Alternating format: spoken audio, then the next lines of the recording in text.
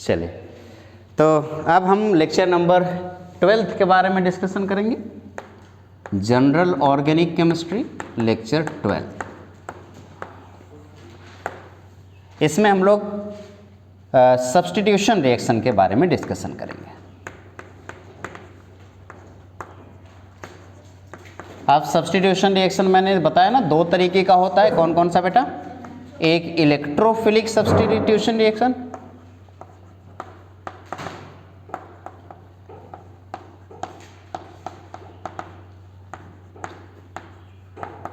जिसे SE बोलते हो, और दूसरा क्या है?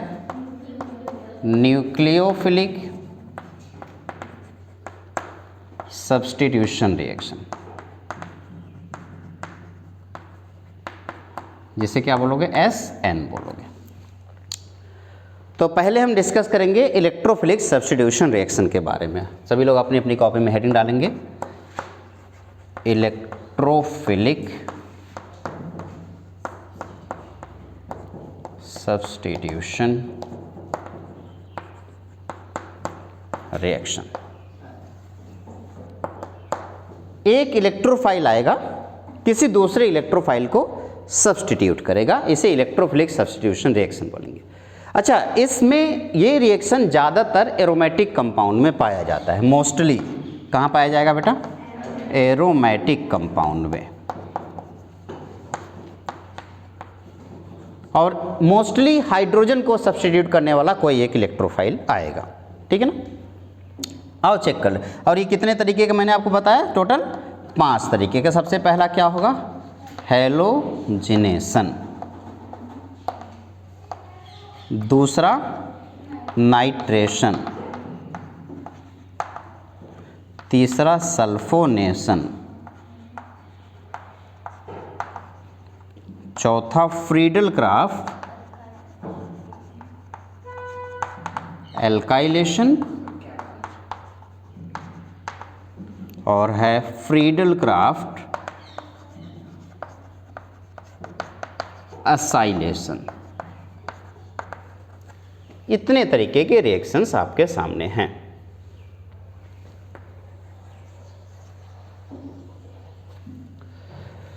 तो पहले हम इलेक्ट्रोफिलिक सब्स्टिट्यूशन यानी SE के बारे में डिस्कशन करेंगे, जहां पर E बताता है आपको इलेक्ट्रोफाइल और S रिप्रेजेंट करेगा सब्स्टिट्यूशन को। जैसे ध्यान देना बेटा, मान लीजिए आपके पास बेंजीन है। मैंने क्या बोला? ज़्यादातर जगहों पे कहाँ पे सब्स्टिट्यूशन होगा? एरोमेटिक कंपाउंड में। अब एरोमेटिक कंपाउंड है तो क्या होगा? बेंजीन। तो मैंने मान लिया कि यहाँ पे किसी एक कार्बन के हाइड्रोजन को दिखाओ। वैसे तो सारे कार्बन पे हाइड्रोजन होगा, आपने किसी एक को वॉलंटियर बना लिया और वो ये रहा कार्बन। अब इस पे अटैक किसको कराना है? इलेक्ट्रोफाइल का। ठीक है ना? अब इलेक्ट्रोफाइल इधर उधर घूम रहा है। याद करो, कोई मैंने इफेक्ट बताया था, जब इलेक्ट्रोफाइल आए इधर उधर घूमता रहे और समझ ना पाए कि कहाँ अटैक करना है, तो एक इफेक्ट आता है जो उसकी मदद करता है। कौन सा? Electromeric effect. उस इलेक्ट्रोमेरिक इफेक्ट में ये डबल बॉन्ड कहीं घूमेगा। किधर घूम गया? मान लो ये डबल बॉन्ड इधर घूम गया, तो इसके ऊपर कौन सा चार्ज आया? माइनस। इसके ऊपर कौन सा चार्ज आया? अब ये इलेक्ट्रोफाइल आकर के इसके ऊपर अटैक कर गया। क्लियर है? जैसे ही इसके ऊपर अटैक करेगा, ध्यान से सुनते जाना, जैसे ही इसके ऊपर अटैक करेगा, ये हाइड्रोजन यहाँ पे है और यहाँ पे कौन जुड़ गया? इलेक्ट्रोफाइल। अब ये कार्बन पॉजिटिव चार्ज कहाँ गया? यहाँ पे। और ये डबल बॉन्ड ये रहा डबल बॉन्ड। पहले क्या एरोमेटिक था? क्या अब एरोमेटिक है? नहीं, एरोमेटिसिटी डिस्टर्ब हो गई ना। अब आप बताओ, ये नॉन एरोमेटिक हो गया। जब मैंने एरोमेटिसिटी पढ़ाई थी उस केस में क्या मैंने आपको बताया था कि नॉन एरोमेटिक एरोमेटिक में कौन ज़्यादा स्टेबल है? एरोमेटिक। यानी कि ये स्टेबल से अनस्टेबल हो रहा। क्या ऐसा कभी कोई प्रोडक्ट बनता है जो स्टेबल से अनस्टेबल हो? नहीं। यानी कि अपने आप को क्या करेगा? स्टेबल करेगा। उसके लिए वापस से एरोमेटिसिटी ले आएगा, और उसके लिए अगर वो एरोमेटिसिटी लाना चाह रहा है तो इस यहाँ पे डबल बॉन्ड चाहिए उसे। अब डबल बॉन्ड के लिए इस कार्बन से किसी एक को तोड़ना पड़ेगा। ई तो या तो ई को तोड़ेगा या तो एच को तोड़ेगा। ई तो अभी भी आया है तो किसको तोड़ेगा? तो एच को यहाँ से हटाना पड़ेगा। और जैसे H यहाँ से हटेगा वो वापस से डबल बॉन्ड यहाँ बन जाएगा और इस तरीके से डबल बॉन्ड वापस से जहाँ था वहीं पे आ गया और बस H की जगह क्या आ गया, E। और आपने कहा कि भैया H+ को हटाने वाला कौन है, E+। इस वजह से इस प्रोसेस का नाम दिया गया इलेक्ट्रोफिलिक सब्स्टिट्यूशन रिएक्शन। क्या ये बात क्लियर हो गई? अब जो E है ये E कौन है, डिपेंड करता है कि आप कौन सा रिएक्शन करा रहे हो। हैलोजिनेशन में ये जो E होता है वो हैलोजन के ऊपर लगा हुआ पॉजिटिव चार्ज होता है, यानी कि E+ क्या होगा, X+। क्लोरीनेशन है तो Cl+, ब्रोमिनेशन है तो Br+, हैलोजिनेशन है तो मतलब आयोडीनेशन है तो I+। क्लियर हो गया ना? नाइट्रेशन में यही इलेक्ट्रोफाइल NO2+ होता है। इलेक्ट्रोफाइल है तो पॉजिटिव चार्ज होगा, लेकिन क्या इलेक्ट्रोफाइल हमेशा पॉजिटिव चार्ज होगा, यही बताया था मैंने? नहीं, वो न्यूट्रल भी तो हो सकता है।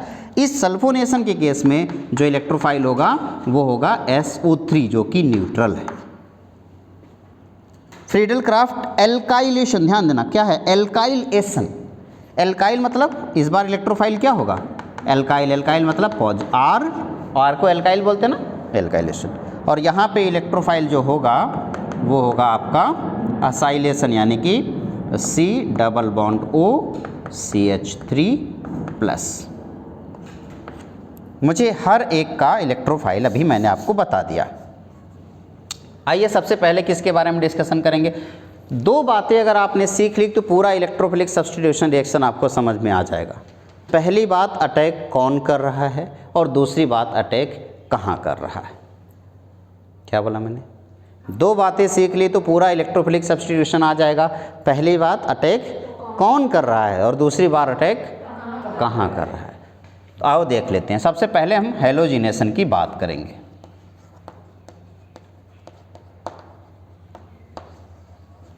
हैलोजिनेशन यानी कि बेंजीन है और इस बेंजीन के ऊपर हमने हैलोजन यानी कि Cl2 का रिएक्शन कराया है।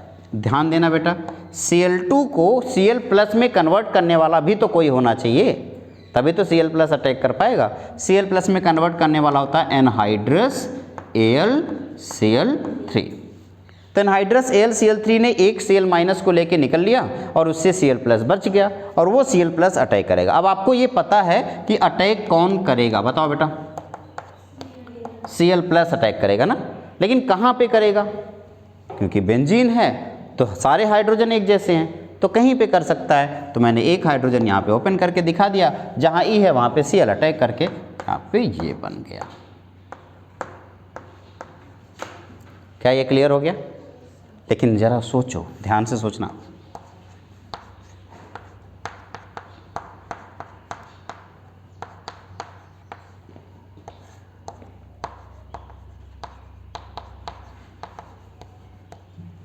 Anhydrous ClCl3। अब आप मुझे बताएंगे, देखो CH3 जो है बेटा ये ऑर्थो पैरा एक्टिवेटिंग होता है। याद करो मैंने ऑर्थो पैरा मेटा बताया था, तो ये क्या होता है, ortho para activating for electrophile. अब यानी कि अगर बेंजीन के साथ आपने CH3 ग्रुप जोड़ दिया तो वो इलेक्ट्रोफाइल को कहाँ पे भेज रहा है, तो जो प्रोडक्ट बनेगा वो एक तो ऑर्थो पे Cl आके लगेगा और एक पैरा पे। तो जो भी प्रोडक्ट वो बना है वो ये रहा। इस बार दो प्रोडक्ट बनेंगे, एक तो CH3 के ऑर्थो पे Cl लगा और एक बार यही CH3 के पैरा पे Cl लग गया। हाँ या ना? चलो एक बात बताओ, अगर किसी को याद हो तो इस वाले क्वेश्चन का आंसर फटाक से मुझे बता दो। याद है बताओ? Anhydrous AlCl3। बताओ फिर से, कल की क्लास में कराया था। OH का कौन सा ग्रुप है, ऑर्थो पैरा एक्टिवेटिंग या मेटा एक्टिवेटिंग? मैंने बोला था अगर कभी लोन पेयर दिख जाए या नेगेटिव चार्ज दिख जाए तो हमेशा क्या होता है, ऑर्थो पैरा एक्टिवेटिंग होता है। लेकिन डबल बॉन्ड या ट्रिपल बॉन्ड दिख जाए तो मेटा एक्टिवेटिंग होता है। तो बताओ ये क्या है, ऑर्थो पैरा एक्टिवेटिंग। किसके लिए? इलेक्ट्रोफाइल के लिए। और मेटा एक्टिवेटिंग किसके लिए है? न्यूक्लियोफाइल के लिए। यहाँ पे जो अटैक हो रहा है वो कौन अटैक कर रहा है? इलेक्ट्रोफाइल अटैक कर रहा है। यहाँ पे अटैक कौन कर रहा है बेटा? इलेक्ट्रोफाइल अटैक कर रहा है। तो इलेक्ट्रोफाइल के केस में OH ग्रुप क्या है? Ortho para activating group. तो बताओ इलेक्ट्रोफाइल को कहाँ कहाँ पे भेजेगा, ऑर्थो और पैरा।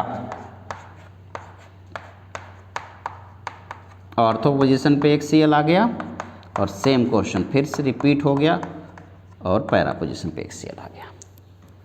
इस तरफ वाला इरेज कर दूं बेटा, ये पहले इसको अपनी कॉपी में नोट कर लीजिए।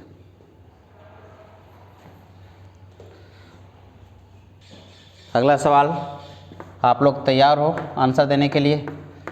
बताना NO2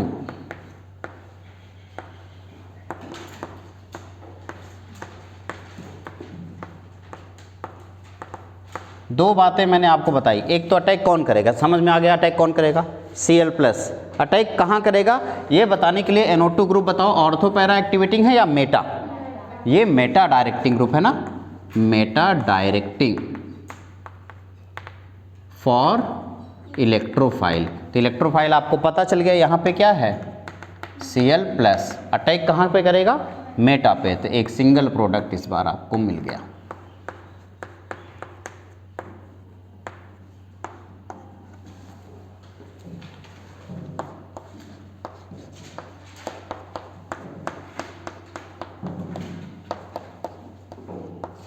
बताओ बेटा,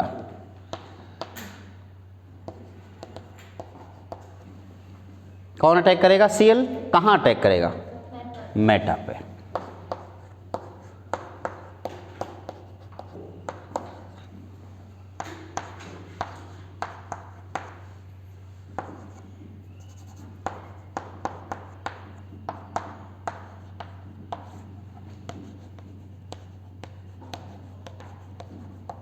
बताओ कौन अटैक करेगा, Cl कहाँ अटैक करेगा, ऑर्थो एंड पैरा, क्योंकि लोन पेयर है तो ऑर्थो पैरा एक्टिवेटिंग हो गया।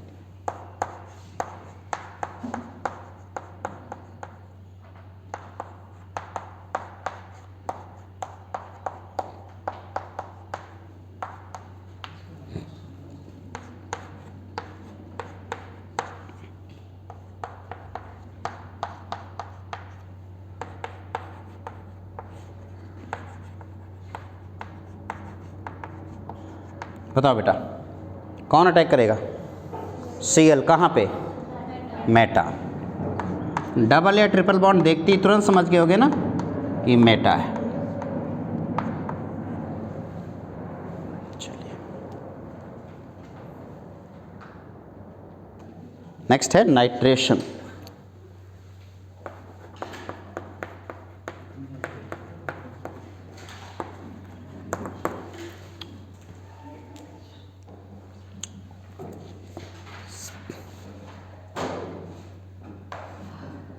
नाइट्रेशन,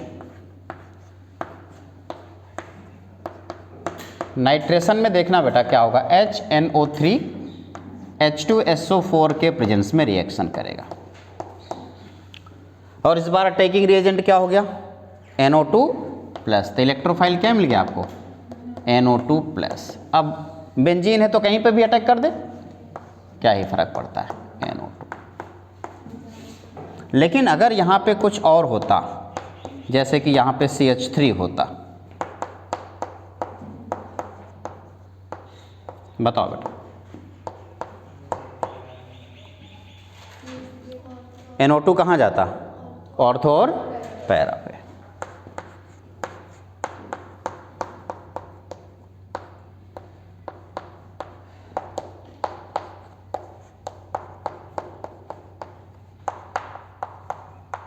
ओके, Cl होता अगर, बताओ बेटा, NO2 कहाँ जाता, ऑर्थो पैरा पे।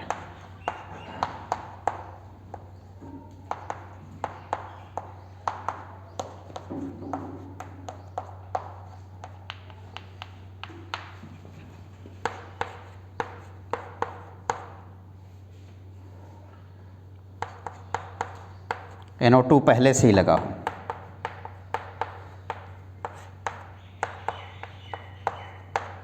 बताओ NO2 क्या है, मेटा। तो कहाँ जाएगा, मेटा पे।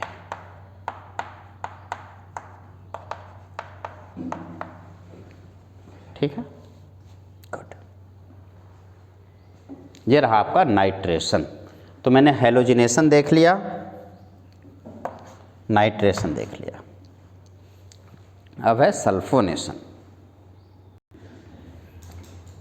सल्फोनेशन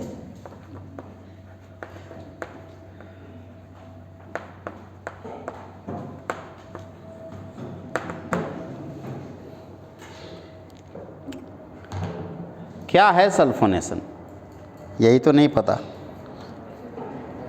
दो चीज़ें, क्या अटैक कौन करेगा और अटैक कहाँ करेगा? याद रखना, ये थोड़ा सा अच्छा सवाल है, इसमें थोड़ी दिक्कतें होती हैं बच्चों को, लेकिन ये H2SO4 के प्रेजेंस में H2SO4 का ही रिएक्शन होता है। और भले इलेक्ट्रोफाइल भले SO3 होता है, लेकिन याद रखो एक H+ भागता था ना, वो H+ कहीं और नहीं जाएगा इस बार, बल्कि SO3 के साथ ही जुड़ जाएगा और प्रोडक्ट जो बनेगा वो बनेगा HSO3। ठीक है? नहीं समझ आएगा होगा कैसे? मैकेनिज्म पूरा समझा दूँ? एक का मैकेनिज्म समझा देता हूँ। अब देखो SH अटैकिंग रीजन कौन है? SO3। SO3 का मतलब सल्फर डबल बॉन्ड हो, डबल बॉन्ड हो, डबल बॉन्ड हो। तो ये डबल बॉन्ड ऐसे घुमा होगा, यहाँ आया माइनस और यहाँ पे आया प्लस। ये डबल बॉन्ड ऐसे घुमा, यहाँ आया माइनस और इसके साथ एक H पहले से था ना बेटा, और ये बॉन्ड ऐसे घूम गया, यहाँ माइनस यहाँ पे प्लस। तो पॉजिटिव वाला चार्ज कहाँ पे अटैक किया? माइनस पे, और इससे बना क्या? देखना, ये पॉजिटिव चार्ज यहाँ आ गया, हाइड्रोजन यहाँ पे है और इसके साथ जुड़ा क्या? S के साथ O minus double bond O और डबल बॉन्ड O। ठीक, और ये डबल बॉन्ड इधर। क्या ये वापस से अपने आप को एरोमेटिक बनाने की कोशिश करेगा, इसलिए किसको हटाएगा? अब हाइड्रोजन यहाँ से हटा तो जरूर, लेकिन बगल में उसे और अच्छा मिल गया, खुशी हो गई उसे, कार्बन को जोड़ के ऑक्सीजन मिल गया। तो यहाँ से हटके कहाँ चला गया? O के पास, और यहाँ पे डबल बॉन्ड आ गया और इस S के साथ एक OH है और दो OH, इसे HSO3, देखो HSO3 बोलते हैं। क्या बात क्लियर हो गई? तो मैंने मैकेनिज्म भी पूरा आपको समझा दिया। तो अटैक कौन करेगा? इलेक्ट्रोफाइल क्या है? SO3, लेकिन जुड़ता कौन है फाइनली? HSO3। चलिए फटाफट इस क्वेश्चन का आंसर दीजिएगा। CH3 plus H2SO4 in presence of H2SO4।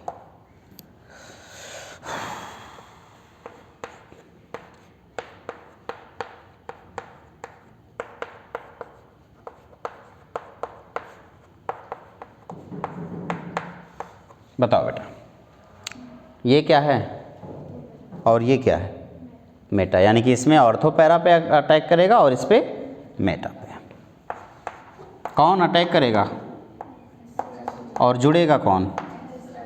HSO3।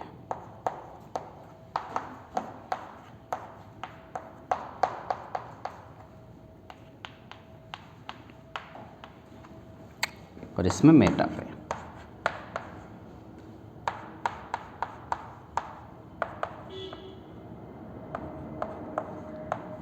ये रहा आपका सल्फोनेशन।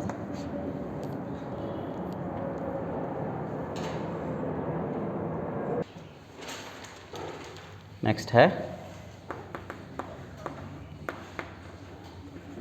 फ्रीडल क्राफ्ट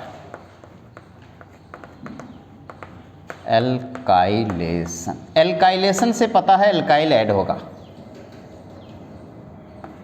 सवाल देख लो, रिएक्शन होगा RX के साथ। किसके साथ? RX।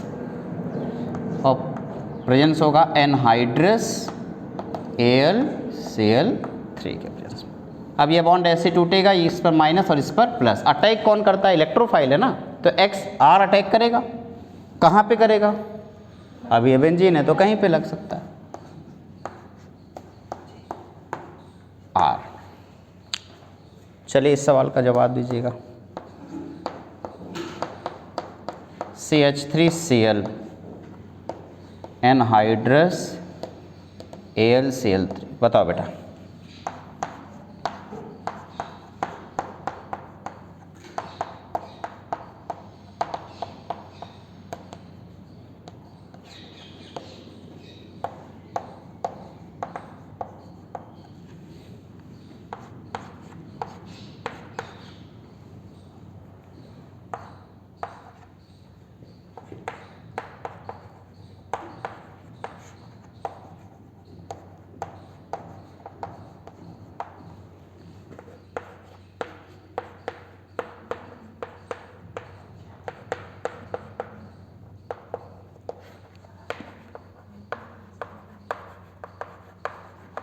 बताओ बेटा, पहले वाले में CH3 ऐड होगा कहाँ?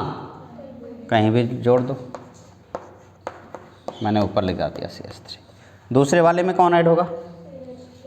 C2H5। कहाँ पे? ऑर्थो और पैरा पे। इसका ऑर्थो कौन सा हुआ? ये पैरा। ये ठीक है। यहाँ पे बताओ CH3 अटैक होगा कहाँ पे? Ortho para.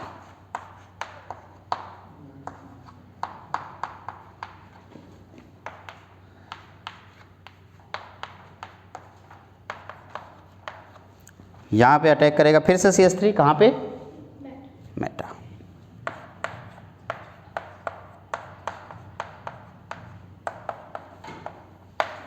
ये रहा आपका फ्रीडल क्राफ्ट एल्काइलेशन।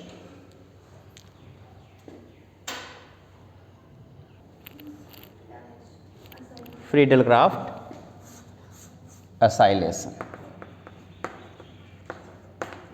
क्या किसी को एसाइल ग्रुप याद है? नहीं है तो मैं बता देता हूँ, ये ग्रुप होता है एसाइल ग्रुप।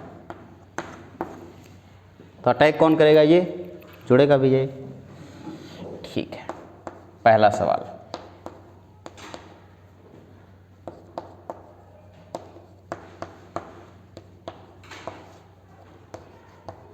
Anhydrous AlCl3। समझ गए होगा, ये बॉन्ड ऐसे टूटेगा, यहाँ माइनस यहाँ पे प्लस। अब ये प्लस वाला पोर्शन जाके अटैक करेगा।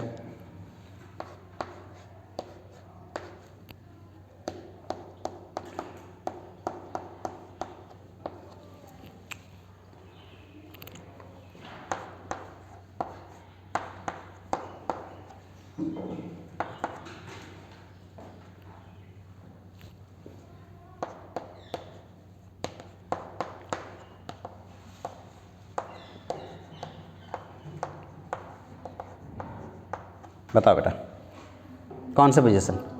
Ortho para.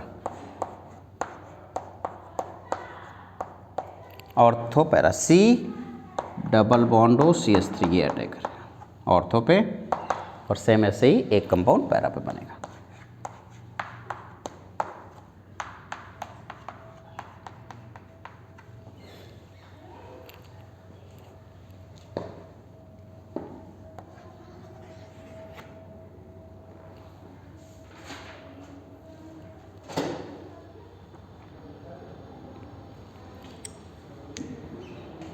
ये रहा आपका फ्रीडल क्राफ्ट एसाइलेशन। इस तरीके से आपका इलेक्ट्रोफिलिक सब्स्टिट्यूशन रिएक्शन कंप्लीट हुआ। अब कौन सा शुरू होगा? Nucleophilic substitution reaction, the last one.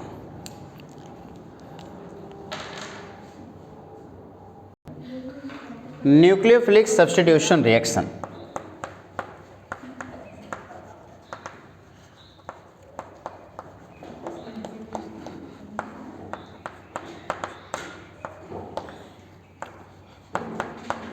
Nucleophilic substitution reaction में एक न्यूक्लियोफाइल आएगा, किसी एक न्यूक्लियोफाइल को सब्स्टिट्यूट करके उसकी जगह ले लेगा। सवाल है कि कौन आएगा, जो ताकतवर होगा या जो कमज़ोर? ताकतवर। और ताकतवर ना। अच्छा एक काम करते हैं, जरा देखते हैं। ये दो तरीके से होता है, एक होगा आपका यूनिमॉलिक्यूलर और एक होगा यूनिमॉलिक्यूलर यानी कि 2 स्टेप।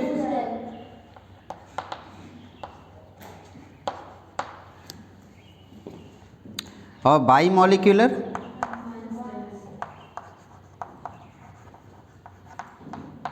1 स्टेप, यानी कि SN1 और SN2। सबसे पहले हम SN2 के बारे में डिस्कशन करेंगे। SN2, 2 का मतलब बाई मॉलिक्यूल, N का मतलब न्यूक्लियोफाइल और S का मतलब सब्स्टिट्यूशन। ठीक, तो न्यूक्लियोफिलिक सब्स्टिट्यूशन रिएक्शन 2, इसमें होता क्या है जरा देखें ध्यान से। मान लीजिए एक कार्बन है, ध्यान से सुनते जाना। एक कार्बन है, यहाँ पे एक हाइड्रोजन है, यहाँ पे एक और हाइड्रोजन है, यहाँ पे एक और हाइड्रोजन है। ये रहा आपका Br, ठीक है। OH माइनस इस Br को हटा करके उसकी जगह लेना चाह रहा है, तो वो अटैक कहाँ से करेगा? सामने से। लेकिन सामने तो Br माइनस खड़ा है, अटैक करने नहीं देगा। तो उसे एक ऐसी जगह, एक ऐसा लोकेशन चाहिए जहाँ पे वो अटैक कर सके। वो अटैक करने का रीज़न क्या है? क्योंकि Br और कार्बन के बीच में इलेक्ट्रोनेगेटिविटी डिफरेंस है, इसकी वजह से Br के ऊपर डेल्टा नेगेटिव और इसके ऊपर डेल्टा पॉजिटिव चार्ज है। इस डेल्टा पॉजिटिव चार्ज की वजह से ये कार्बन स्टेबल होने की कोशिश करेगा, इसलिए इसके साथ कोई भी नेगेटिव जुड़ने की कोशिश करेगा, ये तुरंत जुड़ जाएगा। अब अटैक सामने से नहीं हो पाएगा क्योंकि सामने से रिपल्सन है, और इस वजह से OH माइनस पीछे आकर के मस्त बैठ जाएगा यहाँ पे और यहाँ से अटैक करेगा। अब धीरे धीरे OH किसकी तरफ जा रहा है? कार्बन की तरफ। होगा क्या कि ये जो Br है ना, ये कार्बन से धीरे धीरे दूर होता जाएगा और OH धीरे धीरे कार्बन के पास जाता जाएगा। और इस तरीके से एक ऐसी सिचुएशन आएगी बेटा, जहाँ पे आप देखेंगे कि ये वाला हाइड्रोजन यहाँ पे है, ये हाइड्रोजन यहाँ पे है और ये वाला हाइड्रोजन यहाँ पे। सोच रहे हाइड्रोजन ऐसे क्यों हो गया? क्यों? क्योंकि पहले Br माइनस के रिपल्सन की वजह से हाइड्रोजन पीछे के साइड था, अभी OH माइनस के रिपल्सन की वजह से हाइड्रोजन आगे की साइड बढ़ रहा है। जिस टाइम पर Br दूर जा रहा है, OH पास आ रहा है, Br दूर जा रहा है, OH पास आ रहा है, एक ऐसी कंडीशन आएगी जिस टाइम पे Br जितना ज़्यादा दूरी पे होगा, OH उतना ही पास होगा। और इस केस में भाई इधर से भी रिपल्सन है और इधर से भी रिपल्सन है, और इस वजह से हाइड्रोजन एकदम प्लेन में आ जाएंगे। इसे ट्रांजिशन स्टेप बोलते हैं। क्या बोलते हैं? Transition step.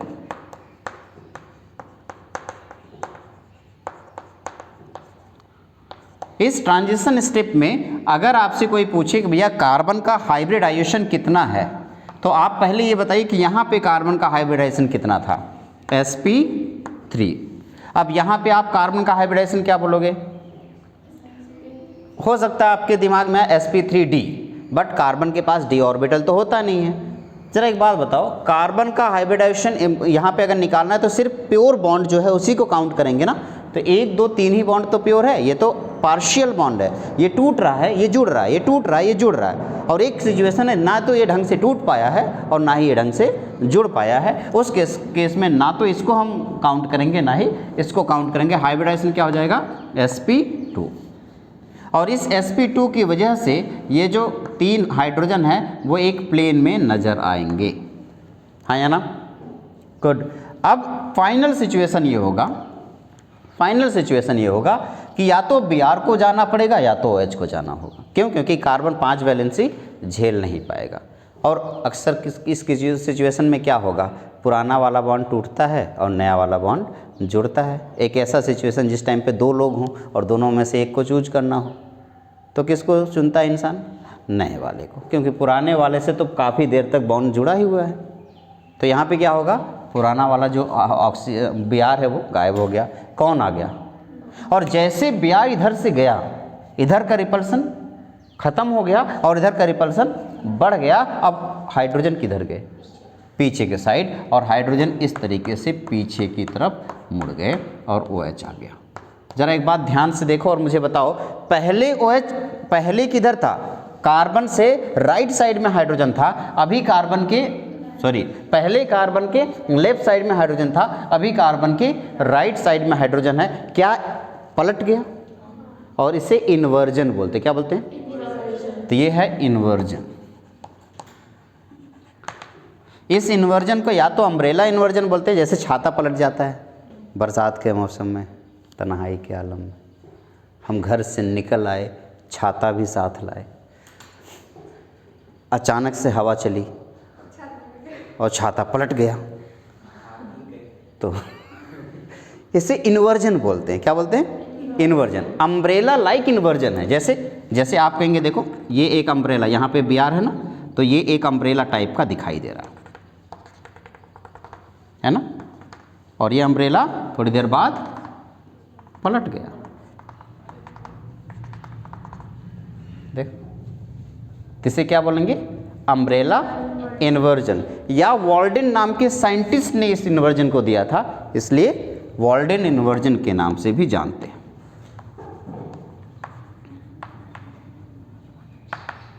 ठीक है ना बेटा?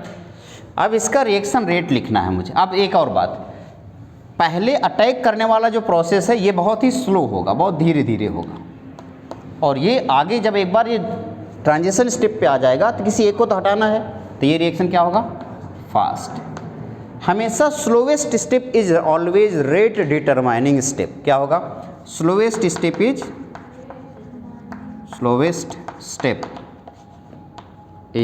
Always rate determining step. यानी कि आपका जो सबसे एक slowest step is always rate determining step का मतलब क्या है? बचपन में एक लाइन मैंने पढ़ी थी इंग्लिश में, उसे हिंदी में ट्रांसलेट करके बताता हूँ। लाइन थी, कोई भी चेन उतनी ही मजबूत होती है जितनी कि उसकी सबसे कमज़ोर कड़ी। इस लाइन का मतलब मुझे समझ में नहीं आया था उस टाइम, लेकिन मेरे ख्याल से आज आ गया। फिर से बोलो लाइन, कोई भी चेन उतनी ही मजबूत होती है जितनी कि उसकी सबसे कमज़ोर कड़ी। ये लाइन उस टाइम मुझे समझ में नहीं आया था, लेकिन आज मुझे आ गया। आप लोगों को तो समझ आ ही गया होगा, क्योंकि आप लोग तो समझदार ही हो। बहुत सारी ऐसी लाइनें हैं जो नहीं समझ में आती है बचपन में, बड़े होने पे समझ में आती है। आपकी स्कूल में बहुत सारी लाइनें लिखी हैं, आपने कभी ध्यान से देखा ही नहीं, तो उन्हीं में से ये सारी लाइनें भी तो उन्हीं में से है ना। बताओ, अगर यहाँ से लेके यहाँ तक 2 स्टेप है, एक सबसे स्लोवेस्ट स्टेप है, सबसे फास्टेस्ट स्टेप है। मैं आपसे कहूँ कि पूरी रिएक्शन की स्पीड कौन डिसाइड करेगा? तो जो सबसे स्लोवेस्ट स्टेप होगा वही डिसाइड करेगा पूरे रिएक्शन की स्पीड क्या है। ठीक है ना? गुड। तो इसलिए मैं रिएक्शन रेट जब लिखूंगा तो rate is directly proportional to, ये आर है और ये एक्स है। क्या है बेटा? R X. साथ ही साथ OH माइनस। ठीक है? प्रोपोर्शनल साइन हटेगा तो this is equals to RX और OH माइनस। इसकी पावर कितनी है? 1, और इसकी पावर कितनी है? 1। इसलिए उसका जो रिएक्शन ऑर्डर होता है, reaction order this is equals to 2। 1 + 1 कितना हो गया? 2। रिएक्शन ऑर्डर क्या होता है ये नहीं पता चलेगा, 12th में जाओगे तो बताऊंगा, केमिकल काइनेटिक्स एक चैप्टर उसमें। अभी के लिए फ़िलहाल इसका एक पावर है, इसका एक पावर है, ये रिएक्शन का रेट है, इस वजह से ये अभी ये समझ में नहीं आएगा किसी को, तो अभी बस इसको एज इट इज नोट कर लेंगे। जब मैं केमिकल काइनेटिक्स पढ़ा रहा हूँ उस टाइम यही लाइन वापस से लिखूंगा तो समझ में आ जाएगा। ठीक है ना? गुड। एक और बात, कुछ और बातें हैं, जरा मुझे बताइए। ट्रांजिशन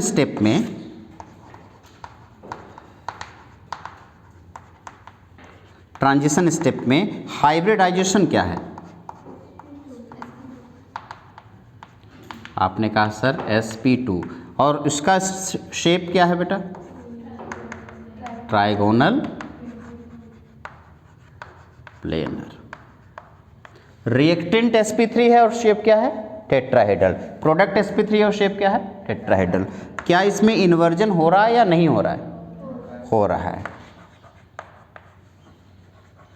इन्वर्जन हो रहा है।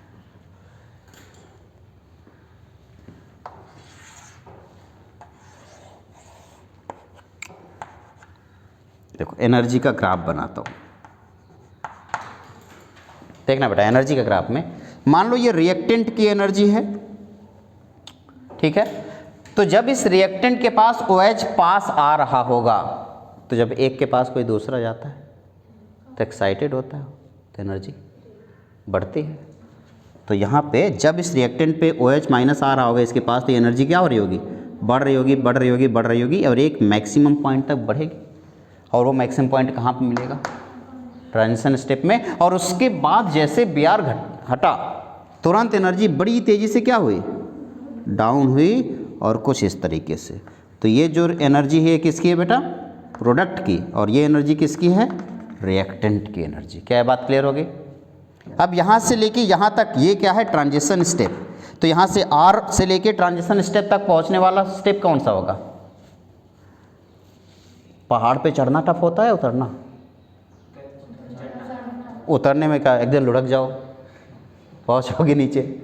तो मान लो बाइक लेके जा रहे हो, तो ऊपर जाने में बहुत ज़्यादा मुश्किलों का सामना करना है, बहुत धीरे धीरे जाओगे, और जब नीचे आओगे तो बड़ी तेज़ी से आओगे। तो ये यहाँ से लेके यहाँ तक का प्रोसेस क्या होगा?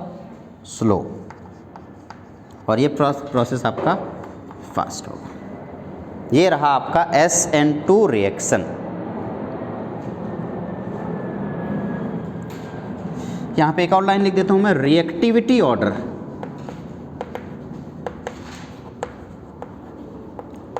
देखना बेटा, इधर ध्यान सुनो।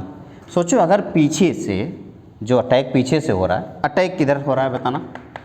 अटैक कहाँ से हो रहा है? बैक या फ्रंट? ये फ्रंट है, ये बैक। कहाँ से अटैक हो रहा है? बैक से।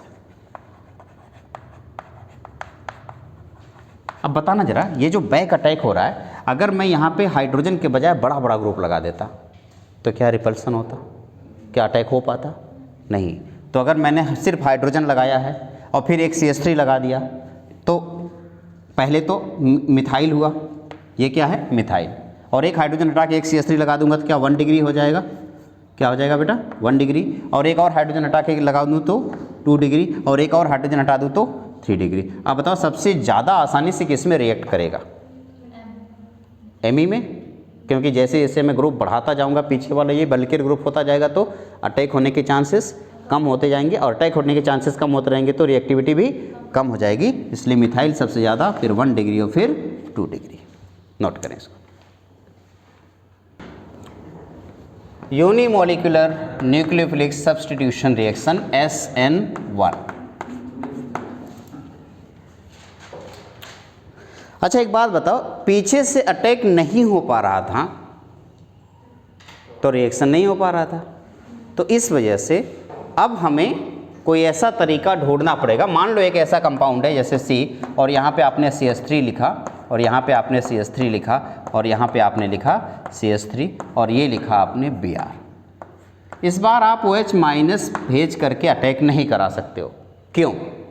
क्योंकि OH माइनस आगे से भी अटैक नहीं कर सकता, Br है। पीछे से अटैक इसलिए नहीं कर पा रहा है क्योंकि CH3 है। इसलिए वो OH माइनस किसी को भेजेगा, किसी दूसरे को, ताकि वो जो जाए और Br को लेके निकल ले। और जैसे Br यहाँ से हटेगा, बताओ इस कार्बन के साथ Br अगर हट गया मान लो, तो Br की वजह से 3 CH3 इधर थे, तो Br के हटते ही तीनों CH3 मस्त एकदम फैल जाएंगे जहाँ उन्हें फैलना है। देखो Br के डर की वजह से तो तीनों पीछे थे, और जैसे Br गया कार्बोकेटायन बन गया। इससे वो ये इंटरमीडिएट है। क्या पिछले वाले में इंटरमीडिएट बना था? नहीं। क्या बना था? ट्रांजिशन स्टेप बना था, और एक ही स्टेप में पूरा रिएक्शन कंप्लीट हुआ था, है ना। यहाँ पे एक स्टेप ये आया, यहाँ से यहाँ तक आया, और ये बना इंटरमीडिएट। अब इस इंटरमीडिएट में आप OH माइनस को अटैक कराओगे। अब देखो OH माइनस दो तरीके से अटैक कर सकता है। कहाँ कहाँ से बेटा? एक तो OH माइनस ऐसे फ्रंट से अटैक करे, एक OH माइनस बैक से अटैक करे। दोनों केसेस में OH माइनस, मान लो फ्रंट से जब OH माइनस अटैक किया तो OH यहाँ पे सीधे आके जुड़ेगा और तीनों CH3 वापस जहाँ थे वहीं पे चले जाएंगे। देखो, हाँ या ना।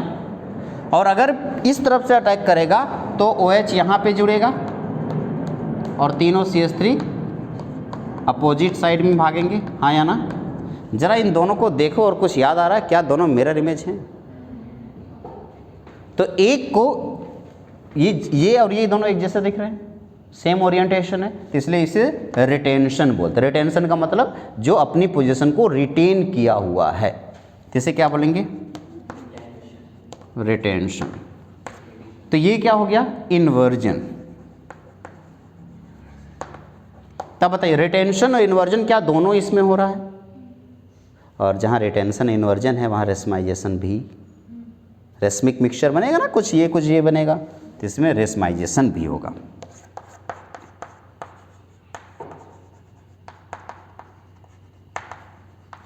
ठीक है ना बेटा। अब यहाँ से लेके यहाँ तक का स्टेप जो है वो बताओ कौन सा स्टेप होगा? Slowest step.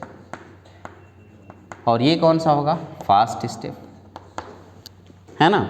अब slowest step always rate determining step होता है, तो इसका रेट ऑफ रिएक्शन लिखूंगा, this is directly proportional to Rx।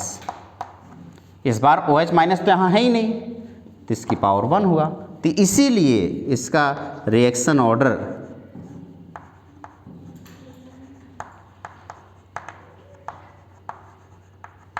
One हो गया, इसीलिए इसे SN1 बोलते हैं। और बताओ बेटा, क्या इसमें इंटरमीडिएट है? हाँ, क्या बेटा? जैसे कि OH है, OH किसी को छोड़ा होगा, जैसे सोडियम Na+ NaOH से Na आया Br को लेके चला गया, अब जाके OH अपना काम करेगा, ठीक है ना। तो इंटरमीडिएट कौन है? कार्बो कैटायन।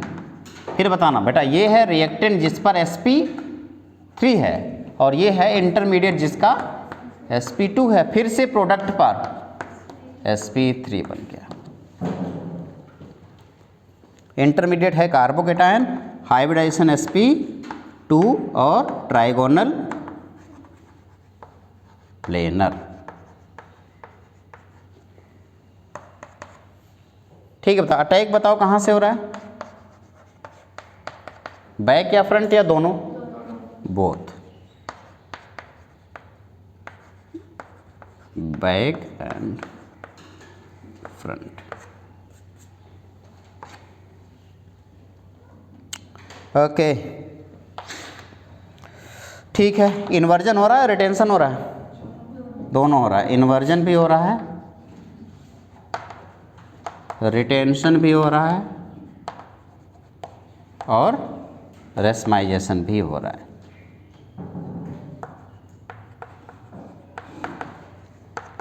अच्छा, रिएक्टिविटी ऑर्डर अगर मैं आपसे पूछता,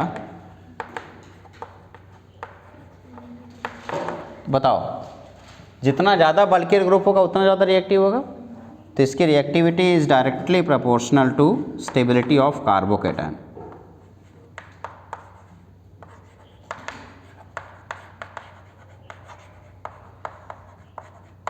यानी कि 3 डिग्री सबसे ज़्यादा, फिर 2 डिग्री, फिर ये रहा आपका SN1 रिएक्शन।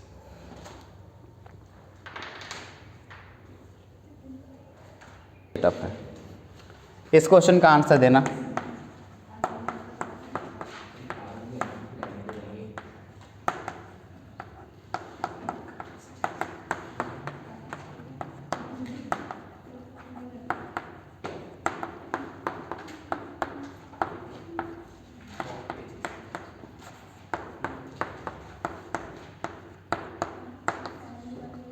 चलो, A B C and D, आप मुझे SN1 का ऑर्डर बताओ। सबसे ज़्यादा कौन होगा? SN1। A B C D, जितना ज़्यादा स्टेबल कार्बोकेटायन बनेगा, इसको हटा दोगे कार्बोकेटायन बन जाएगा। SN2 का ऑर्डर बताओ। D C B A, clear है ना? गुड।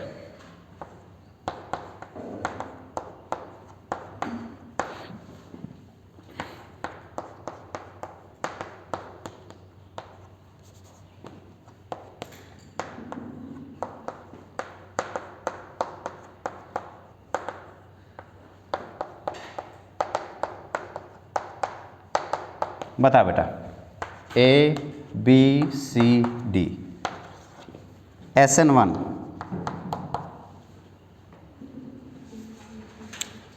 इसमें तो R सेम है सब में, तो SN1 कौन होगा? इसे लीविंग ग्रुप बोलते हैं। क्या बोलते हैं? लीविंग ग्रुप का मतलब जो ग्रुप छोड़ के जा रहा है।